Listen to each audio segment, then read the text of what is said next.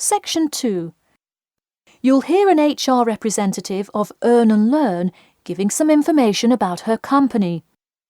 First, you have some time to look at questions 11 to 16.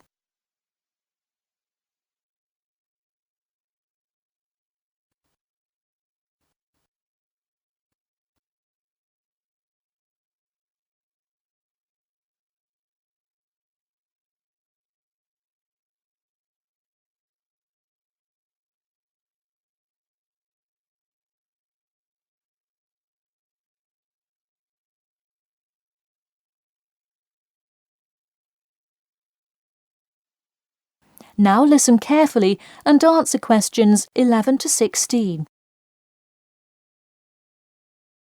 Welcome to all of you. Can everybody see and hear me? Good. I'm Sarah Connor, an HR representative of Earn and Learn. I have been asked today to talk to you about our company. So, for those of you who don't know very much about the company, let me start by giving you some basic information about it. Earn and Learn started nearly 20 years ago. It is not a charity but a for-profit company that enables promising entrepreneurs to make money while traveling. During the past 10 years, it has grown rapidly and has gained great influence in most countries of the world. We have a partnership with the school and take a large number of recent graduates from the business school. So, if you are a recent graduate, I'd say you can consider applying to our company. Before your application, you might be curious about what sort of places you could go to. There are 4 main locations, but you also have the freedom to submit a different location, and if they can make the necessary arrangements, you can go. The first country Earn and Learn established locations was the US, where you may choose from multiple locations, as long as you can commit to their more rigid schedule of August to December. Also, you could do the Australia internship. That one is really cool.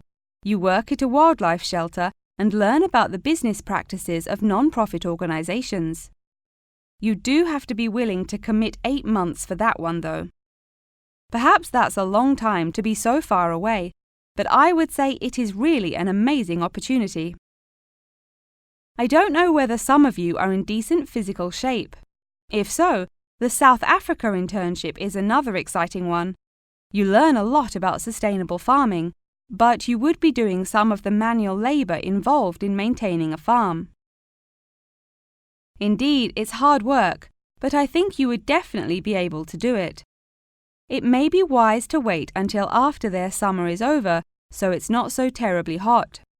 In addition, there is a most recently established location in India. This one gives you more of a study abroad feel, given that they arrange a host family for you to stay with. In the other locations, you live in an apartment with other interns, so this is definitely a unique experience. Before you hear the rest of the talk, you have some time to look at questions 17 to 20.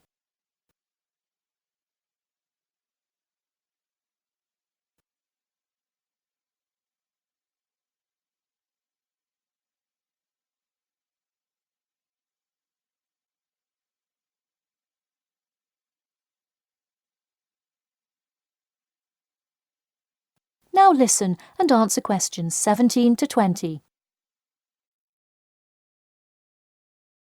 Regardless of where you go, at the end of the program you get a global traveling certificate, as long as you can explain your experience.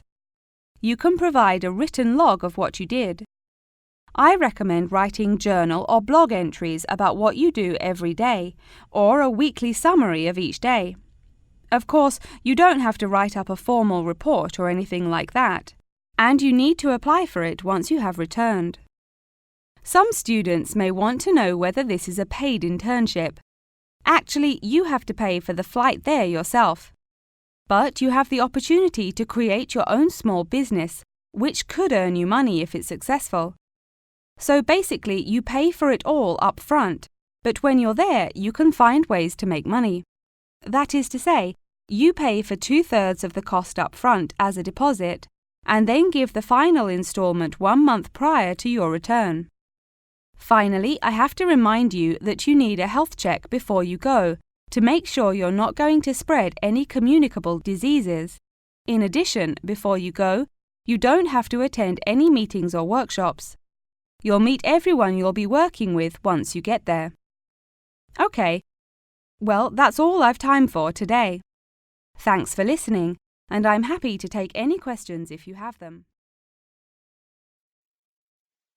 That is the end of section 2.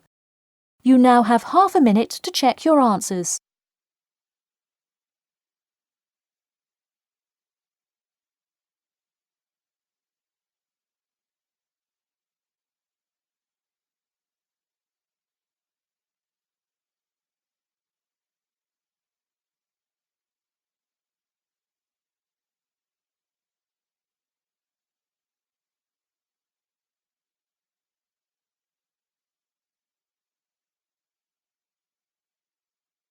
Now turn to section 3.